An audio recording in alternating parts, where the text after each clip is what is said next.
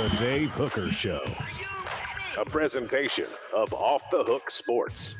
Objective insight, expertise, top guests. Available on YouTube, Apple, Spotify, and the Off the Hook Sports app. Download now for free. Also available on offthehooksports.com. I compute and obey. Now to Dave Hooker. Ready. Welcome, Tennessee in the College World Series and more, as a great piece by Caleb Calhoun looking back on Tennessee's athletics turmoil since Philip Fulmer's firing in 2008 and why that makes the current athletic success, which is almost unprecedented. We discussed that yesterday, that much more impressive. Go ahead and hit that like button, subscribe if you haven't done so. And also, some Tennessee football wide receivers, maybe throwing a little bit of shade. I'm still trying to use that term, shade. I'm not sure I know exactly what it means. New conference realignment news from Pete Thamel. Looks like UNC and Virginia are the two teams that the SEC and Big Ten will battle over. And I know this is going to be a touchy subject for some, but why the NIL will usher in the golden age of college athletics. I have said that before, Caleb, and now we're starting to hear that from some national media as well. So how are you, Caleb Calhoun? I'm good. Happy hump day, Dave. It is Happy Hump Day. Makes me think of the Digital Underground. Tupac Shakur, by the way, was a backup dancer for Digital Underground. Did you know that? I actually did know that, funny enough. There you go. Only because I've done exhaustive Wikipedia research on Tupac. So who has not done exhaustive Wikipedia research on Tupac? By the way, so the Las Vegas Golden Knights or whatever they are 6 years, and they win a championship. And Tennessee had to wait, was it 47 years or 41 years to win a championship? And Vegas is going to have a parade, and Tennessee did not. That was one of the things that always rubbed me the wrong way. There wasn't a parade down Gay Street, the middle of Knoxville. Maybe that's a topic for another day. Teams do parades. But just do them. There was all the excuses that they're not here and they're back home and all that stuff. We'll discuss that later. First of all, you have got to go to offthehooksports.com and read Caleb's latest story. It all went downhill, we all know, in 2008 when Philip Fulmer was fired, and we know what happened since. It was a guy named Lane Kiffin, followed by a guy named Derek Dooley, Butch Jones, and Jeremy Pruitt. And Tennessee was in a decade of dysfunction, or whatever you want to call it. It was bad for a long, long time, which gives Tennessee, be it Danny White, Josh Heupel, Tony Vitello, whoever you want to pick, a lot of credit and a lot of credence with Tennessee's fan base. As Caleb, you wrote, Tennessee truly rose from the ashes. And it wasn't an overnight thing. It wasn't a one hire thing of go out and get John Gruden. It was, as Nick Saban likes to say, a process. How impressive nationally has this, albeit slow, turnaround been for the University of Tennessee? Extremely impressive. And it's also proof that turnarounds don't happen with like, oh, here's a blueprint and here's exactly how it's going to go. You kind of stumble your way forward into turnarounds, because Tennessee is the only program since the dawn of the BCS era in 1998 to make both men's and women's College World Series, both men's and women's Sweet 16, and win a football New Year's Six / BCS Bowl all in the same academic calendar. Tennessee, every single coach in that group was hired by a different athletic director, half of whom were forced out because of their own issues. You pointed that out yesterday, and it's one of those things you know, but you don't think about. And when you said it, I was like, man, that is crazy. They did kind of stumble into that. That's not a knock on Tennessee or Danny White or anybody else. But did you know Tony Vitello would be this great? Did you know Rick Barnes would fall into your lap? No, you didn't know any of that stuff. You knew you had the weeklies, and my biggest question, though, more than the personalities and the success level of all those coaches, did you know you would have a guy on the top that could do two things? Because basically athletic directors need to do two things. Just two. Caleb has a list of stuff every day he has to do. I have a list of stuff I have to do. Your job, you probably have a list of stuff you have to do. There are two things you have to do as an athletic director. Hire the right coaches and raise money. It's that simple. You could show up in your underwear to work and you would still get athletic director of the year if you're able to do those two things at a high level. So Tennessee if you hire the right athletic director, that might actually raise some money on its own. That's true. That's true. So you have it's calendar of SEC athletic directors. Here we go. But you have, by the way, be sure to hit that like and subscribe button so we can bring some more people in. But Danny White was not the one athletic director. There were a lot of athletic director decisions. So I'm not ready to give him an A+ grade on that yet, but Heupel gets him in the A level without a question.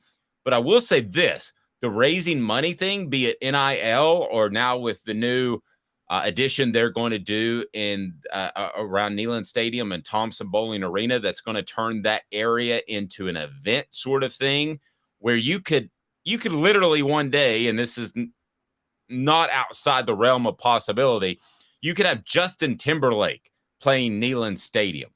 These types of things have been done before with Kenny Chesney, and I was at the Michael Jackson concert back in the mid-'80s. They have that. So if I had to pick one person, and we'll get to that, it's probably Danny White. But I tell you what I'll do. I'll go ahead and turn it to 4 Downs. 4 Downs brought to you today by our new friends at Zen Sports. I'll tell you more about that. It is 4 Downs brought to you by Zen Sports, the new way to gamble in Tennessee. 4 Downs now. 4 Downs. 4 questions. 4 answers. The Dave Hooker Show. 4 Downs. A presentation of offthehooksports.com. All right, so we're going to ask, what was the turning point? What person was the most important? What coach was the most important? Probably second to Heupel.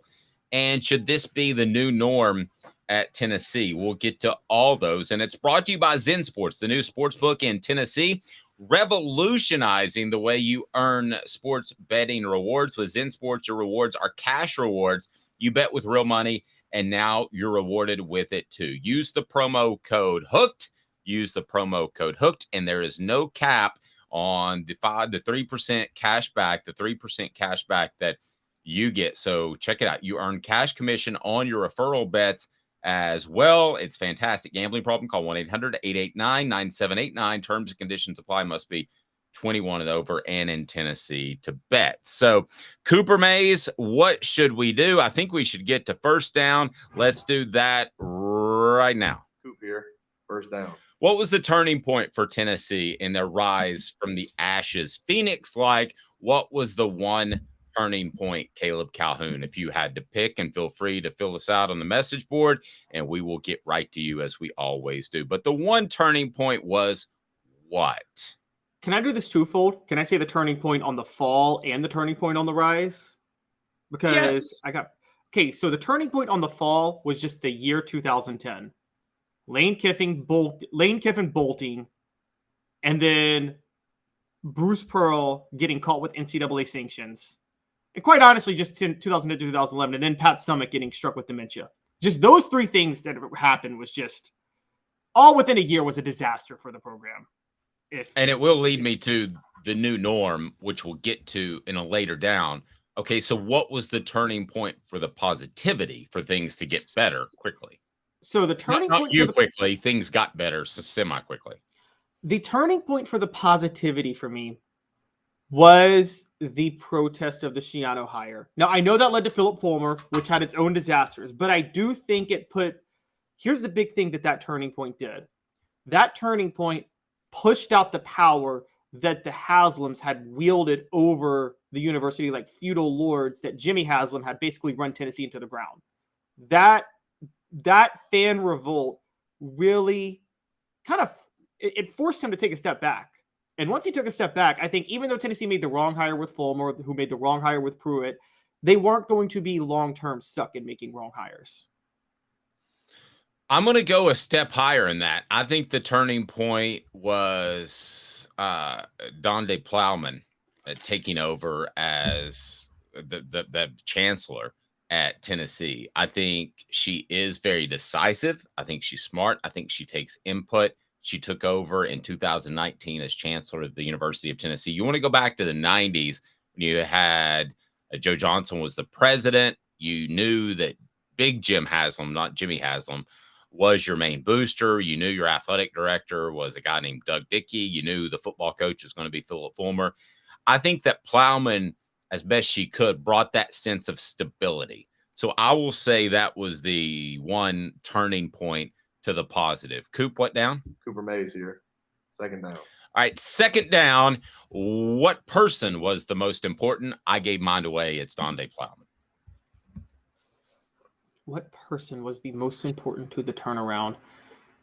Man, Dave, I want to disagree with you, but I think you're right. I mean, it is Donde Plowman. I mean, there's no really other way around that. Now, I think a strong argument could be made for Danny White. Maybe she got lucky. Maybe she'll hire a bad athletic director in the future, but I don't think that's the case based off everybody that I talked to that has had any interaction with her.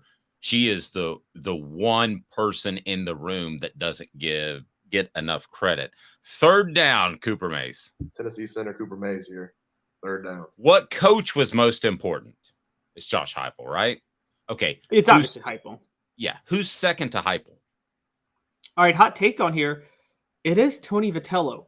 Now, I say that because Tennessee basketball is at a place now, given the state of college basketball, where if they didn't hire Rick Barnes, they were going to hire a good coach somewhere. It's not, you can find a pretty good coach that's going to succeed at Tennessee. Baseball's very dependent on the right coach. And Tennessee had massive failures with Todd Raleigh and Dave Serrano. And so getting Tony Vitello, that's the second most important coach. I think the second most important is Rick Barnes falling in your lap. I think that there's a really good chance Tennessee would have blown that higher at the time. But Rick Barnes falls in your lap. I know that you're not very high on Rick Barnes as far as a championship coach, and I tend to agree with you. However, you have that base of you're always going to be knocking on the door at the Sweet 16, which makes you relevant. Vitello seems to be red hot or not. And like last year when they flamed out, that was disappointing. He did bring a lot of attention to the program. But I feel like Barnes is a good, consistent base in your second most lucrative revenue sport. So I would go with Barnes falling in their lap. I don't know that Tennessee gets a lot of credit for that, but I would go with Barnes falling in their lap. I mean, I understand that. I just think that Tennessee basketball was going to be successful with, I think they would have found the right coach eventually in basketball. I mean, on paper, Donnie Tyndall wasn't a bad hire until you realize that the guy had a gigantic academic fraud scandal. But I tell you this right now, as a basketball tactician, if Donnie Tyndall had stayed at Tennessee, he'd have won a national championship. Dude is a brilliant basketball mind. He was strong. He showed up on my Facebook friend list the other day as posting something. Maybe we'll reach out to Donnie Tyndall. How many years does he have left on that show cause? Let's see, 2, I believe. Huh. How much longer has Rick Barnes got? On his contracts? No, just how much longer do you think he wants to coach? I don't know, but I'm pretty sure Tennessee's not going to hire Donnie Tyndall back. I can guarantee you that right now. Just a thought. Just a thought. Fourth down, Coop. All SEC center Cooper Mays here. Fourth down. Okay, I said this back in 1998 and 99 and 2000 when Tennessee's football team was at its best, when the Lady Vols were fantastic, and you had guys like Ron Slay, led by Jerry Green, making crazy runs. That shouldn't be expected to be the new norm, but it should be the new norm. And what I mean by that is don't get upset if one of those programs slip and you have to address it. But is this the new norm? That's my simple question. Fourth down. 4 downs brought to you by Zen Sports. I think it is. I think it is because of Danny White. Even though Danny White didn't make a lot of these hires, I think Danny White's understanding of NIL, his understanding of the future of college athletics, it's going to make Tennessee the new norm. Look, Danny White single-handedly Central Florida is going to the Big 12 next year because of what Danny White did. For those who don't remember this, South Florida was the big time smaller program in Florida. UCF and South Florida have a rivalry. South Florida was a bigger program than UCF. Now UCF is the bigger program. And they're about to be a Power 5 school because of what Danny White did. And now he's at Tennessee, and he's being forward thinking in the same way. What Danny White is doing is not resting on laurels or tradition. He's very big on, I think Tennessee fans have a really big problem sometimes saying, well, we're Tennessee. Obviously we can do this. Obviously we can get that. They felt that way with football for a long time. They felt, oh, we can just recruit because we're Tennessee football and the tradition, not understanding you got to do more than that to get athletes nowadays. And I think Danny White understands that a lot better than the fan base does. Travis asking me if I had the bedazzled glove for the Michael Jackson concert. I did. I don't think I wore it back in, was that 85 or 86 when they were at Neyland Stadium? We've seen Kenny Chesney do that sort of thing. What concert would you most like to see at Neyland Stadium? Is there anyone in particular that stands out? I mean, Taylor Swift, obviously. Taylor Swift. All right, maybe she can open for Metallica because that would be my choice. It's time for, by the way, Metallica looks really good for pushing 60. Have you seen any of their clips lately? I have not. Do you want me to send them to you or will you just delete them? I know of Metallica, but I like, don't get me wrong. I was getting into music when they were big. I got into alternative rock a little bit after them, but still. That's not alternative rock. That's great rock. What is... Whatever. I mean, that is fantastic rock. That's not alternative at all. What the? Okay. So when I first started listening, there was the Metallica ripoff, which I'm not saying they were good, but Korn was big when I was listening. When they had the DJ. That's bad music. Yeah. And so I was listening to Rage Against the Machine. But see, that was the new metal phase. I got obsessed with Linkin Park in the early 2000s. Sorry about that. What the age? What the? What was he thinking? Release the hounds. The Dave Hooker Show. Keep cool. A presentation of offthehooksports.com.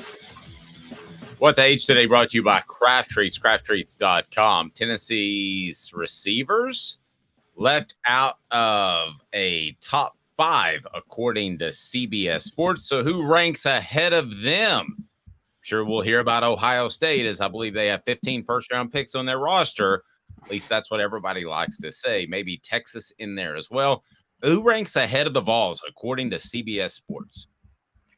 So, yes, you were right. Number 1 is Ohio State. I don't think that's a shock. That's not the one that annoyed me on this because I understand Ohio State's receivers being ranked ahead. The only thing that somewhat bothers me is how you're going to have them number 1, Tennessee out of the top 5, but say that C.J. Stroud deserved a Heisman invite over Hendon Hooker. Those two things you can't hold those two thoughts in your head. But number 2, you were right, is Texas. Number 3 is Washington. Number 4 is USC. And number 5 is Georgia. And for the record, Tennessee got honorable mention.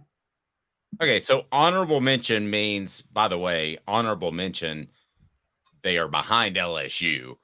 And it doesn't appear to be in alphabetical order. So they're essentially saying Tennessee has the 7th best group of receivers in the nation. That would be Brew McCoy, Squirrel White, Ramel Keaton, Dante Thornton. Let me hear you on the message board. Does that upset you? And it's brought to you by Craft Treats.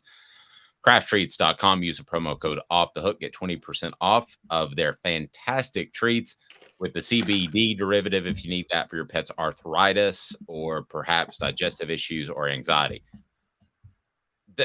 The setup is what the H, but I've got zero problem with this. I think Brew McCoy is going to be a first-round pick in the NFL. I think he's the most talented wide receiver that's been on Tennessee's campus in a long time. You know I love Squirrel White. I know you love Dante Thornton. Ramel Keaton is great to plug in there. I don't think he's elite like Brew McCoy is. Not a shot. Great college wide receiver. I have no problem with this. These guys are not proven yet. If you do this at the end of the year and you base it off stats, they might be number 1. But right now, I've got unproven Brew, who, by the way, is having a great offseason for those that don't know. People I talk about just is blowing people away in his physicality and getting off the line. Nobody's going to be able to press him this year. I'll go ahead and tell you that. So, and with Squirrel White and Dante Thornton, it's probably going to be one or the other. And I just stated how I view Ramel Keaton. I have no problem with them being 7. As a matter of fact, to be top 10, maybe you and I sometimes, Caleb, get a little too close to what we're covering. I think top 10's respectful for a group that just lost what they did in their top receiver in Jalen Hyatt and one of their top 2 most talented receivers along with Brew last year and Cedric Tillman. I got zero problem with them being in the top 10. What about you? I have a problem with them not being in the top 5 because the standards were different to a certain degree. So, okay, if you're going to look at attrition, then Georgia shouldn't be number 5. I know Brock Bowers is back, but Darnell Washington and Eric Gilbert are gone. And if you're going to go based on talent, well, Tennessee's collection of talent is better than Washington's, who's number 3. I know Washington returns their top 2 receivers, but I'm sorry. Like, I'm putting way more stock. Brew McCoy is going to go drafted higher than any Washington receiver next year. I'm pretty sure. And everybody tends to agree with you. They've got Bull something, and they've got my unbiased opinion has this at number 2.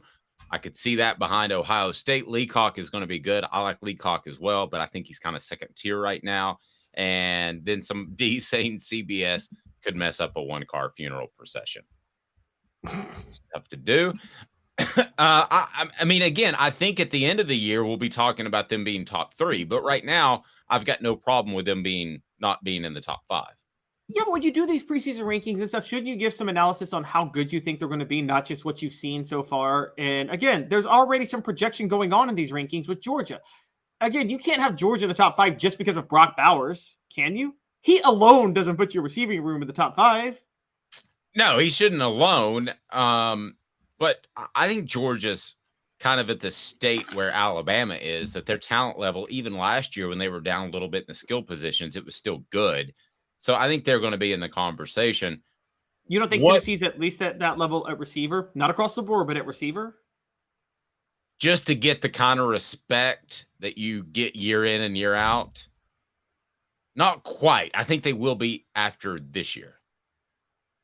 And just for the record, we had a question about Bowers that tied in. Are they lumping together tight ends in this as well? Yeah, they're lumping together tight ends in this as well. Okay, so I want to clear that up. So you're also losing Princeton Fant.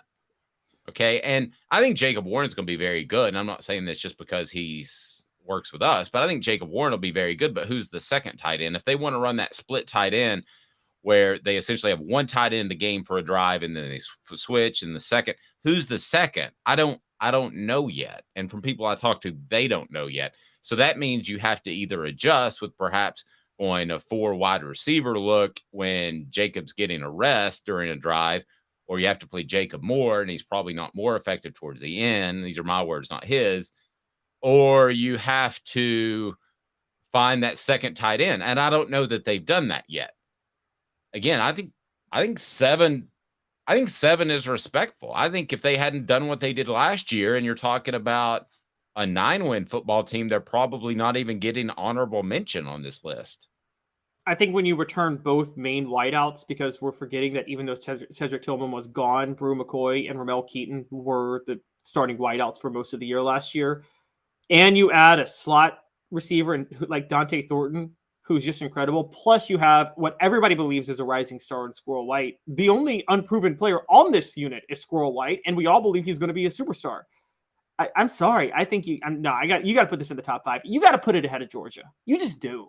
And I get the whole concept of Georgia recruiting and where they are, but I think at this point, Josh Heupel, Tennessee has proven itself as that factory for at least receivers under Josh Heupel, because they've had 2 separate 1,000-yard receivers in back-to-back years, and they had 2 wideouts step up in place of the 1,000-yard receiver who went down with an injury last year.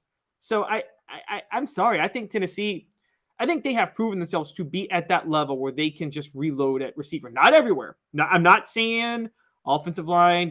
We've talked about offensive line is a big concern for Tennessee long term. But I think at receiver, it is a safe bet that they are at that spot now. So you got Bowers, hands down the best tight end in the country. Here's what CBS Sports has reported. Georgia, of course, loses Darnell Washington and Eric Gilbert, but tight ends coach Todd Hartley has recruited well enough that someone is bound to step up alongside Bowers. No offense, but you don't only recruit the position that you coach. So that's kind of a red flag. In terms of wideouts, Ladd McConkey is Georgia's top returner, but the Bulldogs bolstered their ranks with a pair of transfers in Dominique Lovett and Rara Thomas out of Missouri and Mississippi State, respectively. Those are pretty good guys that have played in the SEC. Marcus Jack Saint is a solid reserve option. I think it depends largely what you think of Brew McCoy. And I think the media may not be as high on Brew McCoy as coaches and scouts are. Because Brew McCoy, and everybody here knows that I think Squirrel White is going to have a phenomenal season. But Brew McCoy has the ability to be crazy special, to be the best receiver in the nation. So don't be surprised if that happens. And that alone would vault Tennessee into the top 3 or maybe even number 1 if he becomes that incredible outside receiver. It would also say a lot about Josh Heupel if he's able to profit off of that outside receiver instead of just the slot. Can you imagine how unstoppable Tennessee would look to an opposing defensive coach if they came out and Brew McCoy at the outside receiver position is your leading receiver over Thornton or Squirrel playing in the slot? Caleb, that would be a phenomenal look for the Vols. No question.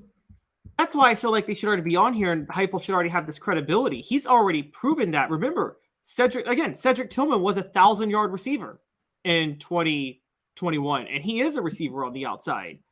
And also, Heupel, 2017 was the year when he was the offensive coordinator at Missouri. I forget how to pronounce his name, Dave, but Albert Bunham, however you say it. Close enough. He was Missouri's tight end that year, and he led the team in touchdown receptions. So Josh Heupel has a pretty strong track record of relying on different receivers based on his personnel and adapting pretty well to that. And so he's had 1,000-yard wideout, 1,000-yard slot guy, a tight end who caught 11 touchdowns in a year. I just think at this point, particularly when we've talked about Brew McCoy should get the same, he's getting like the low-key height that Kelly Washington got high-key in 2001 to 2002, because there is some similarities to me between them. And again, think about what was just said about Georgia in this article, which is he has recruited well enough that someone is bound to step up. Not even a name, okay? We can name the ones at Tennessee who have been recruited well, and we know what they can do. Everybody outside of Squirrel White has somewhat proven themselves. Well, and I don't want to sound like I'm attacking this writer, but if you're going to give Georgia's tight ends coach credit, and he's going to bring a dude, he's going to find a dude walking around on campus, wouldn't you give Josh Heupel that type of credit? Absolutely. Absolutely. I mean, if you go down that road, if he hadn't have gone down that road, I would have zero issue with it, with Tennessee being essentially 7 with the honorable mention. But if you go down that road of Georgia's tight ends coach is going to produce another incredible tight end. Well, Tennessee didn't produce another incredible tight end after Jason Witten. They produced a couple of good ones.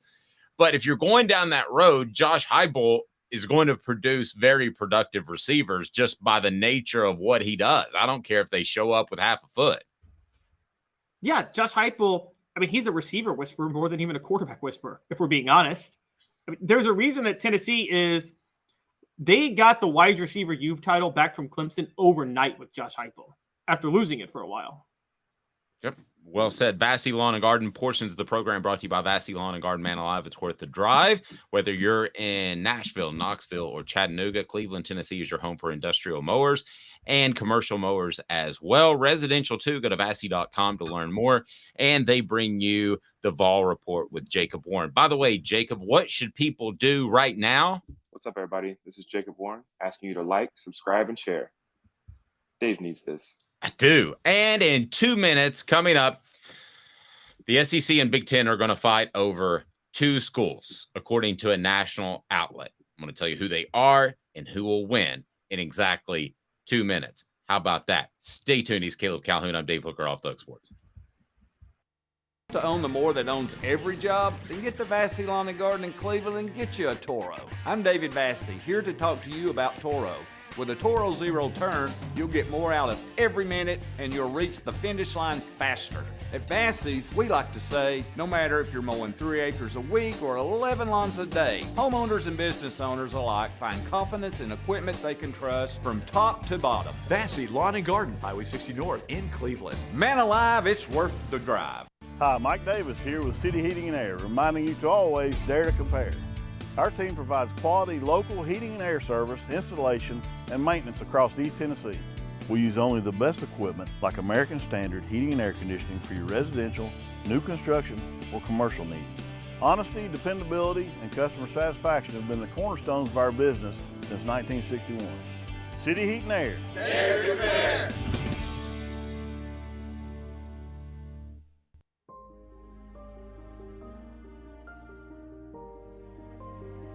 Our family has been creating one-of-a-kind pieces of jewelry in West Knoxville since 1986. Each piece is a combination of unique processes that bring your idea to life.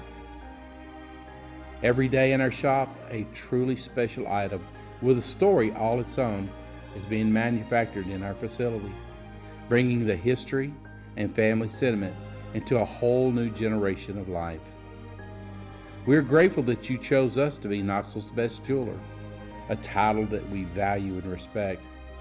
Because to me, being a jeweler and owning a jewelry store are not the same thing.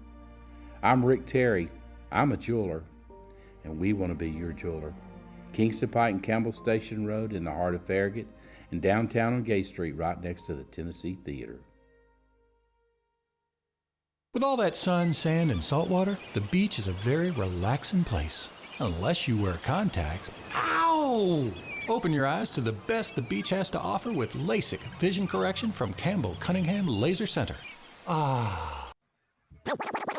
You're listening to The Dave Hooker Show, a presentation of OffTheHookSports.com. The internet is full of pictures of each and every one of you. Available on YouTube, Apple, Spotify, and the Off the Hook Sports app. Download now for free. Is there nothing you people can't do? Also available on OffTheHookSports.com. The message board, how can you keep saying Squirrel White hasn't proven himself? That's what D says, I guess, to you, Caleb. I think he has proven himself. I think anybody that has an impact as a freshman has proven themselves. I'll say this about Squirrel White and Dylan Sampson. There is another level there. So when I say they haven't proven themselves, I don't think I said that at all. But if I say that they haven't proven themselves as elite SEC playmakers, I believe that happens, especially with Dylan this year. Maybe Squirrel White sees a little less time because of Dante Thornton at the slot. But no, I don't think we meant to infer that at all, that they haven't proven themselves. You do anything as a freshman, you've proven yourself to me. Well, Dave, if you say that, you should definitely have had Tennessee in the top 5 then and not agreed with this list. The only reason I said Squirrel White hadn't proven himself, even though I believe he's going to be great, is because... Oh, so you did say that. So you're the one that D's coming after all the way out. Yes! Albuquerque today. Yes. I love it. A lot of his numbers were in garbage time, and then the Clemson game, which I didn't think they played real defense. I still think Squirrel White's going to go off this year. I agree with D that Squirrel White is going to be great. I just said that he hadn't technically proven himself yet. But if you think what he did last year counts as proven himself, then there's no reason you should agree with this guy keeping Tennessee off this top 5 list. No, I agree. All right, schedule news. As for somehow, some reason, some way, it appears as if the SEC is going to go into a season in 2025 with very little idea of what the schedule is going to be. But we have some news, and I'm going to tell you who the SEC and Big Ten are going to fight over. And there are 2 teams in particular. So a couple of notes. I want to thank Caleb Jaru for seeing this and sending it our way. Each of the SEC teams will play either Texas or Oklahoma once in the upcoming 2024 college football season. So every SEC team will have the Longhorns or Sooners on their 2024 schedule. We don't know if that's going to be home or away. That will be announced later on the SEC network. And also, this is breaking. Sources tell Bama Online that Alabama will be playing host to Georgia during the 2024 season.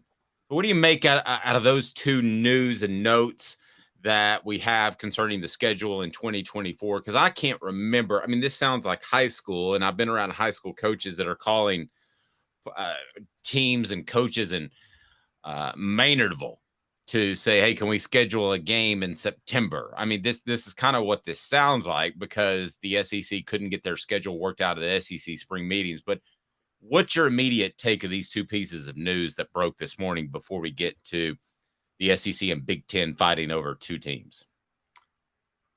I think that, one, for Tennessee's sake, it's funny because Tennessee, well, they canceled their contract with Oklahoma because of the home and home. And then they might have been able to get that anyway, because they're going to get, they might get Oklahoma next year. So we'll have to see how that goes. I think it's kind of interesting. I think that it's really, there's nothing that stood out to me yet from this SEC scheduling, because this is kind of what we expected. I think the big thing they're just going to do next year is try to protect the rivalries. With Tennessee, I'm curious how they're going to try to protect all the rivalries and have them play Texas or Oklahoma. I think you and I want to see them play Texas. A battle of UTs wearing orange is just something that needs to be seen. The last time Tennessee played Texas was in the 60s, and television was in black and white. So we've never seen Tennessee play Texas in football where we can actually see the orange jerseys. I'm down. I'm all for that. I am. And there's another slightly orange jersey that could be at play as well. It's time for today's tough question. First, D asked, does Bama drop LSU and pick up Georgia? Saban will lose his mind. We got a little Manning versus Nico at some point. The UTs, I love that as well. Today's tough question is now, and it's brought to you by Andy Mason, AndyMasonRealEstate.com. Today's tough question. Take a side. Take a stand. The Dave Hooker Show, a presentation of offthehooksports.com. All right, two schools that the Big Ten and the SEC are targeting. Okay, if you ask me this without having read the story and meeting Caleb during our 3:15 a.m. production meeting, I would say that it would be Notre Dame and North Carolina. If you had asked me that before this story came out, and please credit the story, but it is actually who, Caleb Calhoun? Well, before I get to it, the story is Pete Thamel on ESPN. I encourage everybody to read it. It's about conference realignment negotiations. They are kind of fighting over Notre Dame, but both conferences are determining it's not worth the fight right now, because as of right now, Notre Dame has no interest in being a permanent member of a conference still. So in place of that, they are both allegedly fighting over Virginia, because the SEC is going to take Florida State and Clemson if they can. They would do that in a heartbeat. They don't. Another report came out. They have no interest in Miami. Just Florida State and Clemson. Those are the only two schools in a market that already exists that they're interested in a market that they are already part of. So new market schools that they would be interested in, both conferences, are Virginia and North Carolina. It shocked me a little bit because I thought they would be more interested in Virginia Tech than Virginia. But I guess maybe Virginia gets them into maybe they are thinking television markets at that point, because Virginia, I think, gets them into the DC market, and I don't think Virginia Tech does. Let me ask the message board, because today's tough question is, which opponent would you most want to see join the SEC? I'm going to say Notre Dame, because I think it would be so impactful and be kind of like a middle finger to the Big Ten. But realistically, I would say either Clemson or Florida State, just because I like the quality of play, and I think they're most likely to be good 5-10 years. I do know that the SEC really likes North Carolina. So I'll ask you today's tough question. If there were just one school that could be added to the conference, who would it be? And it's brought to you by Andy Mason, AndyMasonRealEstate.com. Save thousands or tens of thousands of dollars on your real estate transaction, and know that you have the best service and you have the absolute best prices in the biz. AndyMasonRealEstate.com. Travis says, why would you want Virginia? I'm kind of the same way. I don't see the Virginia thing.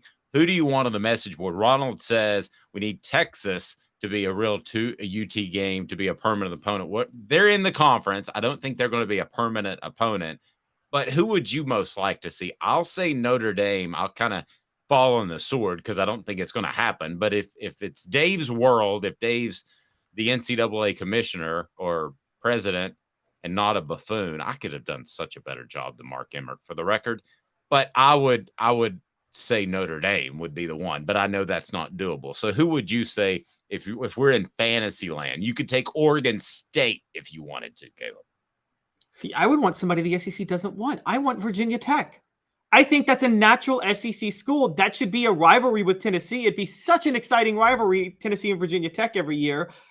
And honestly, my hope is that Virginia Tech goes to the SEC instead of Virginia. I think the SEC has a long-term goal to have a geographical footprint in every state of the old Confederacy, shall we say. And North Carolina and Virginia is all they got left.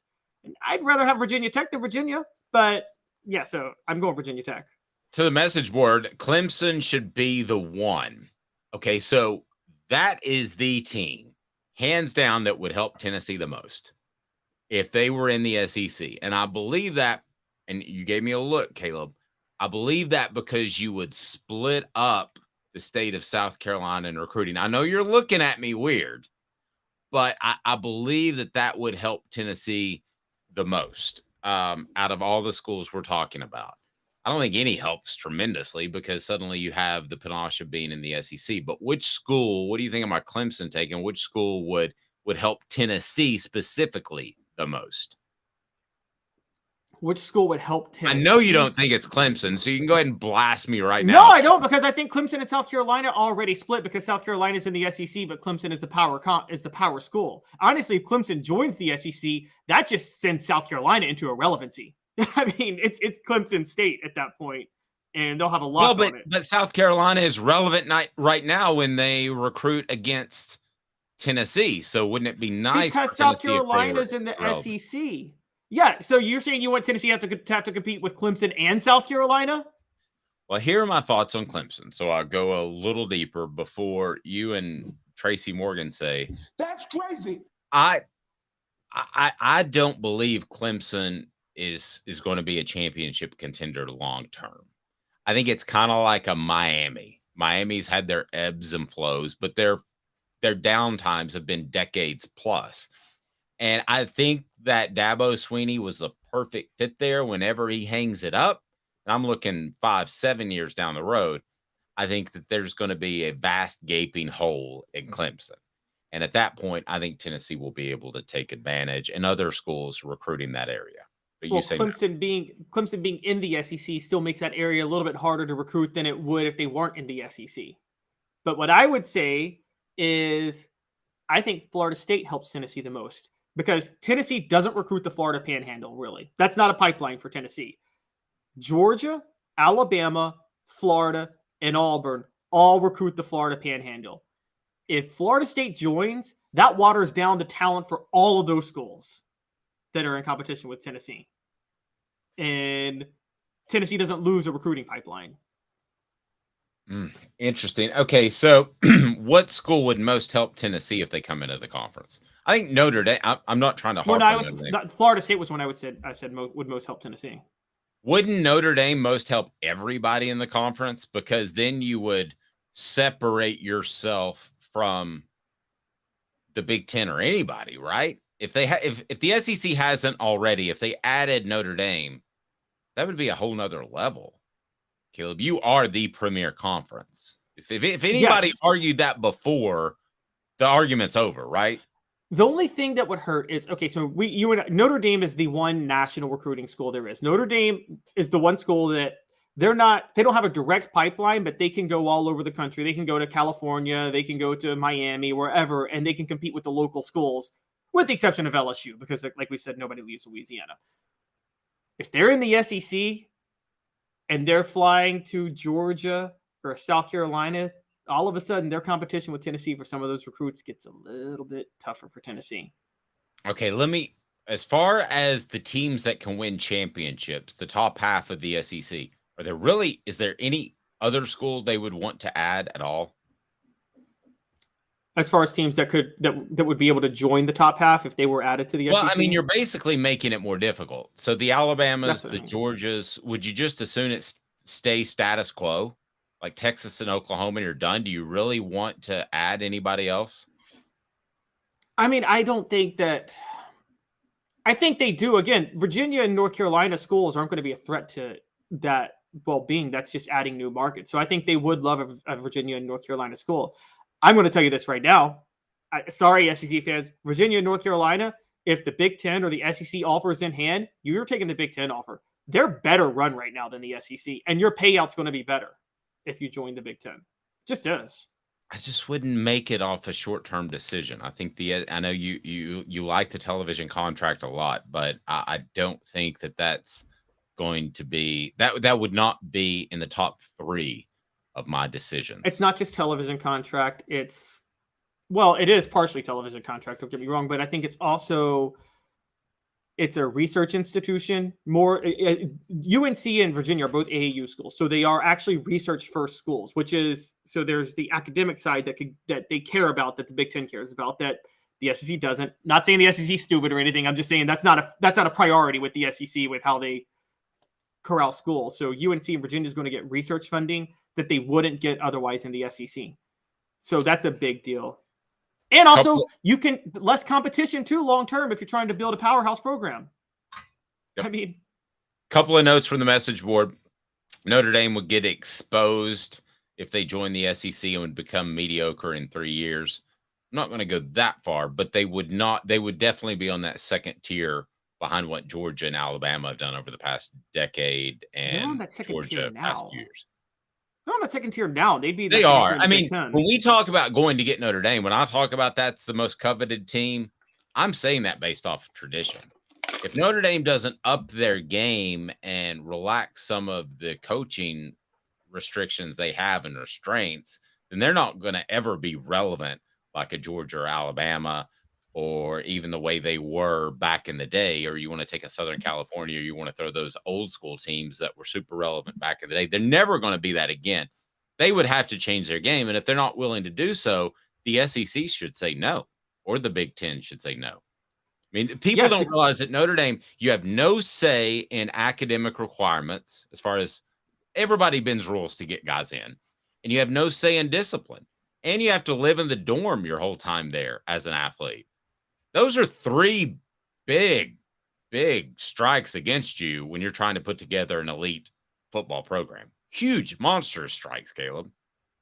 Oh, yeah. Notre Dame is the one school, and I'm not saying this is a good thing. They're the one school when schools fight over whose school has more integrity or whose school is this. Notre Dame's the one school that can literally say they have more integrity and they care about academics. But no other school with college football does, but it's to Notre Dame's detriment. And as long as Notre Dame continues to slide the way they are, I mean, at some point, all the fans that remember the greatness of Notre Dame, they're not going to be around anymore. I mean, yeah, I don't want to say that, but that's just... No, it's true. My 18-year-old son doesn't view Tennessee as being great. Yeah. And right, that's just 18. You know, that can change. But at some point, viewing Notre Dame as an elite program is going to go away, and it's going to be viewed as what would be a good comparison? A Stanford, a Northwestern, a Vanderbilt that kind of has that academic reputation, but is not an elite football program. Quick note here. We do want to get to what I think is very important, but not nearly as important as this. So we're hearing a couple of posts on the message boards that Lou Holtz is not doing well. We certainly want to send our prayers to him. One of the greatest coaches of his generation, no question about that. Now, we keep him in our thoughts and prayers, obviously, with a tie to the SEC, South Carolina, but he really made them relevant in a lot of respects. And what he did at Notre Dame, he would have won a national title or 2 at Notre Dame had those restrictions that I just mentioned not been there. But he already was a very successful, highly regarded head coach, and he should be. So thoughts and prayers to him as he's getting pretty up there in age. Coming up, bottom line, NIL, good or bad for college football? I'm going to tell you why it's excellent, and I know it's not tradition, and I know some people get frustrated with me when I tell you this, but it's a simple fact, and now the national media is falling in line. We appreciate that. 2 minutes with Caleb Calhoun. I'm Dave Hooker. Our family has been creating jewelry since 1986, each piece unique with a story all its own.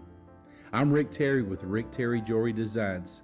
I'm a jeweler, and I want to be your jeweler. We're grateful that you chose us to be Knoxville's best jeweler. My family and staff look forward to serving you. So please come see us. Kingston Pike and Campbell Station Road in the heart of Farragut and downtown on Gay Street, right next to the Tennessee Theater. Hi, Mike Davis here with City Heating and Air, reminding you to always dare to compare. Our team provides quality local heating and air service, installation, and maintenance across East Tennessee. We use only the best equipment like American Standard heating and air conditioning for your residential, new construction, or commercial needs. Honesty, dependability, and customer satisfaction have been the cornerstones of our business since 1961. City Heat and Air. Dare to compare. With all that sun, sand, and salt water, the beach is a very relaxing place. Unless you wear contacts. Ow!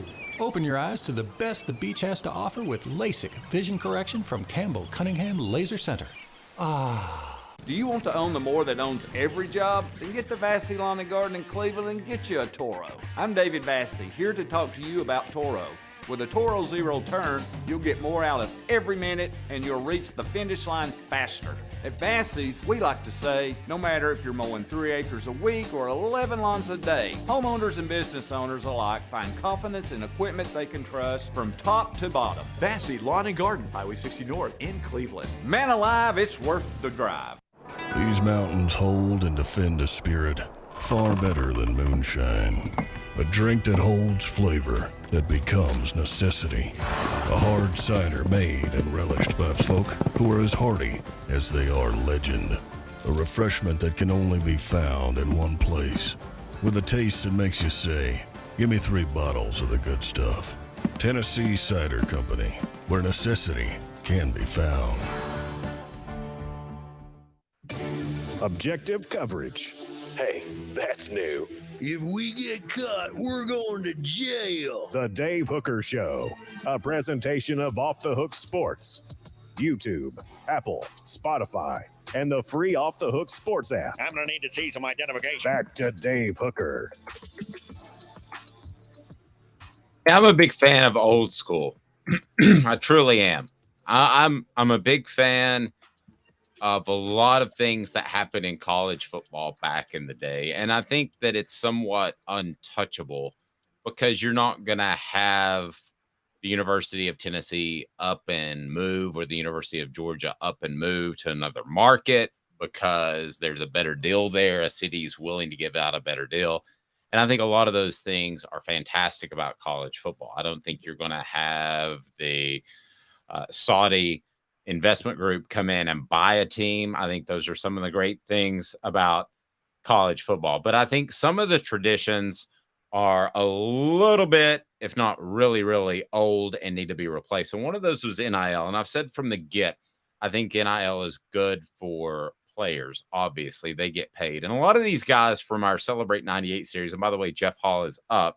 From our Celebrate 98 series, we've learned that those guys didn't have money. As far as the $100 handshakes and other people I talk to now that talk off the record, I mean, those just didn't happen as much as we used to think. Now, did Albert Means get what was it, $200,000 to go to Alabama? Yeah. Did Cam Newton probably get something? But that wasn't across the board. A lot of these guys were hurting for money. So NIL is huge in doing the right thing. But I also believe that it will usher in a golden era of college athletics. And I'm going to give my reasons why. But first, Joel Klatt, who, if you don't know, Joel Klatt, he played football for the University of Colorado, and he was a 3-year starter, and he now does a ton of work in the media and does a fantastic job. I like a lot of what he has to say.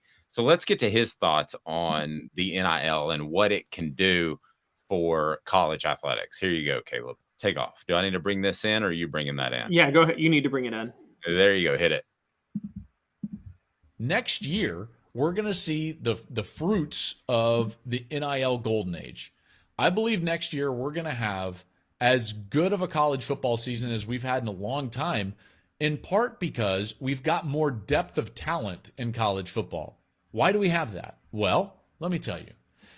Because we have players that no longer have to go to the NFL. And we can pull it off now. 110% agree with that.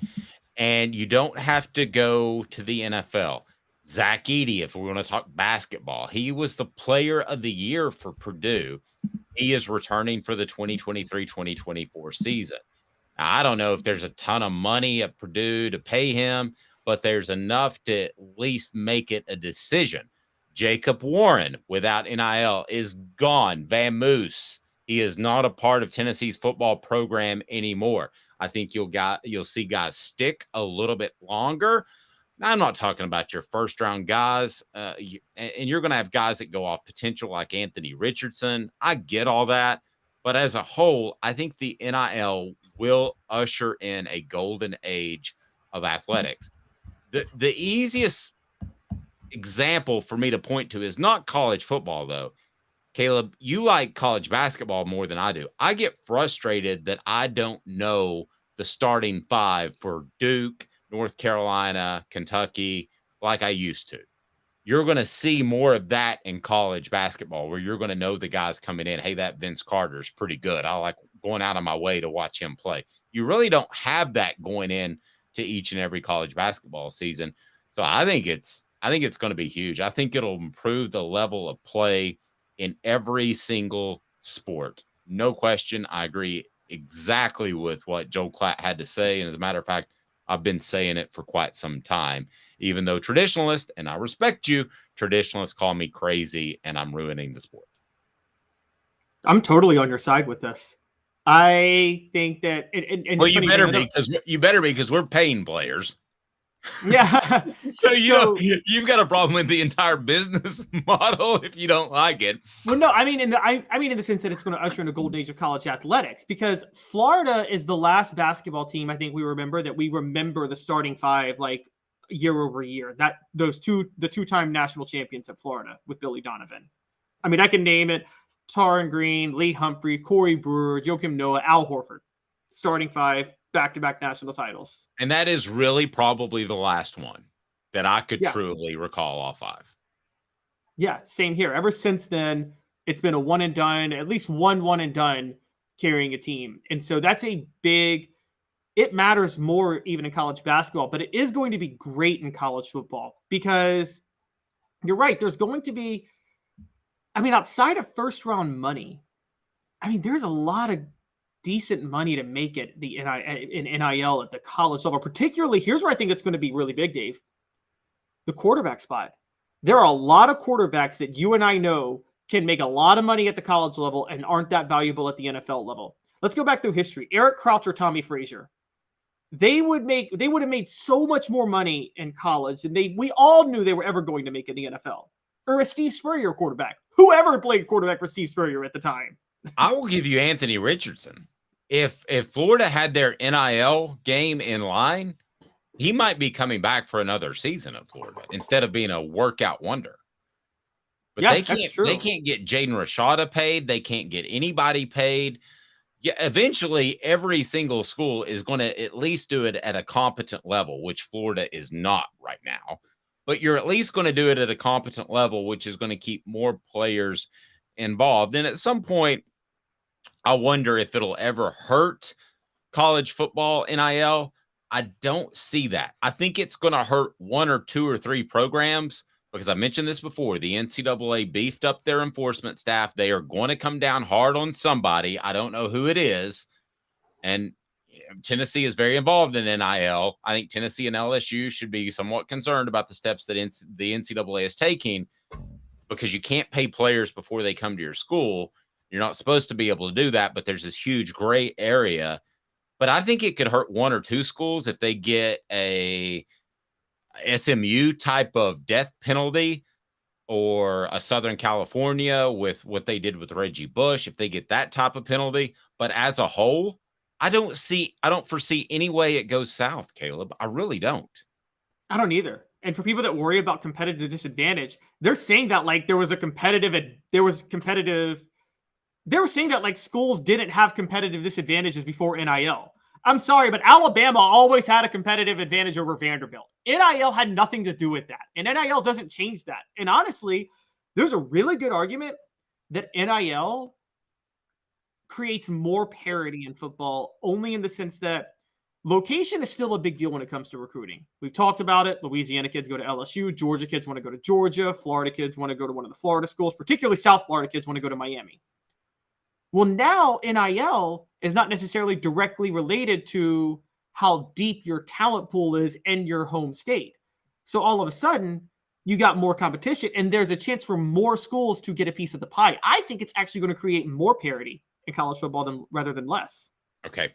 Here's where it could go south for one group of people, and that's the Big Ten.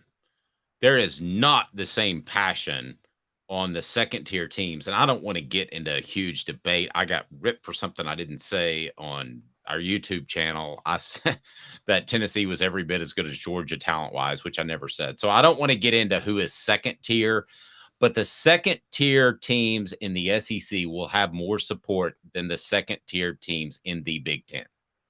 So if there is any one group of people, not individual schools, that should be a little concerned about the fast pace of NIL, I believe it's the Big Ten, because you already have a pretty big drop-off from Ohio State and Michigan to what, Penn State, and then an even more significant drop-off. If that becomes a 2-3 team conference each and every year, which is close to being already, that could be due to NIL. And then if I'm the Big Ten, I am concerned that it's a very top-heavy conference, which it is already.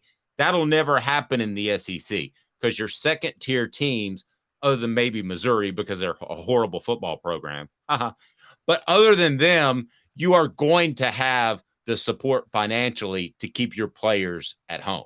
We can debate who's second-tier. I don't really want to get into that, but you're going to have support at the Mississippi State levels. South Carolina, I know some people get mad if I call them second tier. Fine, I'm going to say it. You're always going to have that support there. Ole Miss, second tier. You're always going to have some amount of support there, not as much as Lane Kiffin wants. But, Caleb, you're always going to have that support there. I don't know that you could say the same in terms of actual financial numbers, that you could say the same about a lot of the Big Ten teams. As a matter of fact, I don't think you can, other than Ohio State, Michigan, and maybe Penn State. Okay, those are the top tier in terms of fan base, though. The second tier, the Big Ten, there's a third tier. There is a second tier that can say that. Wisconsin, their fan base is like an SEC fan base. They are super hardcore. I would probably, in terms of financial wherewithal and the ability to give, I would have them first tier, even though they're not a first tier winning team, if that makes sense. Right. That's where I am, too. I would go Wisconsin, Iowa. Iowa has a hardcore first-tier fan base, and Nebraska.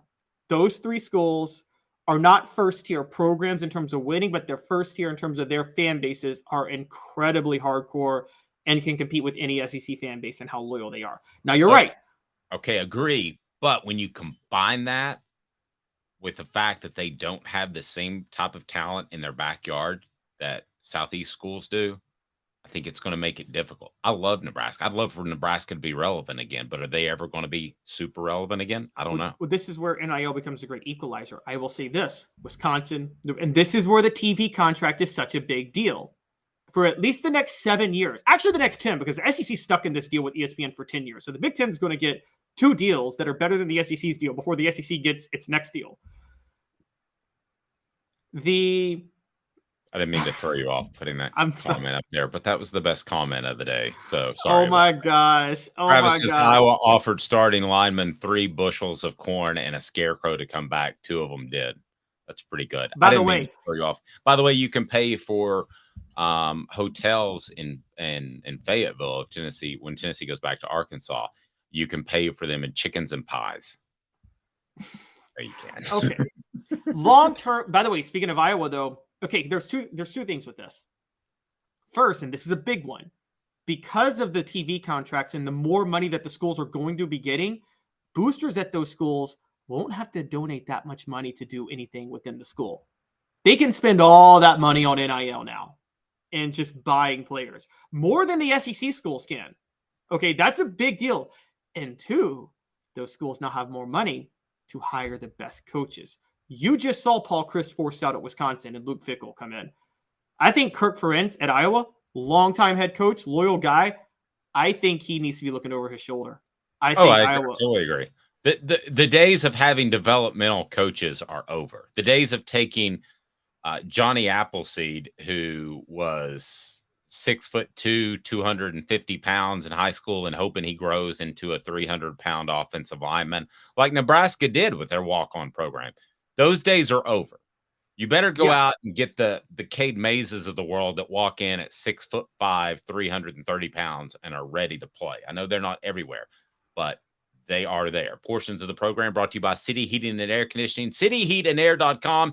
Integrity matters. Go to cityheatandair.com to learn more. 50 years of service right there in East Tennessee. And your unit may struggle with the warm temperatures, but might not need a whole new unit, might just need a part or coolant. They're awesome. Weekdays, 10 a.m., we visit with you, and it looks like we're going to have some news as far as the SEC schedule. We'll give you our thoughts on that coming up. He's Caleb Calhoun. I'm Dave Hooker. Have a fantastic morning, day, afternoon, whatever the case might be in your world. This is Off the Hook.